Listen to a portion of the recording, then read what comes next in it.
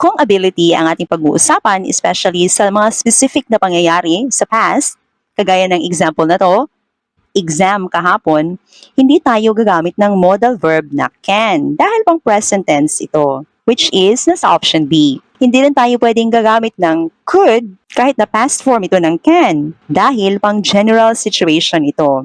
Hindi pang specific na mga sitwasyon kung ano yung nakayanan sa particular na sitwasyon, gaya ng exam kahapon. Kapag mga abilidad, mga kayang gawin sa mga particular na mga sitwasyon ang tinutukoy natin, gagamit tayo ng be able to. Kapag past, was able to or were able to. Kung present naman, is able to or are able to. Depende sa subject. Pero dahil past situation ang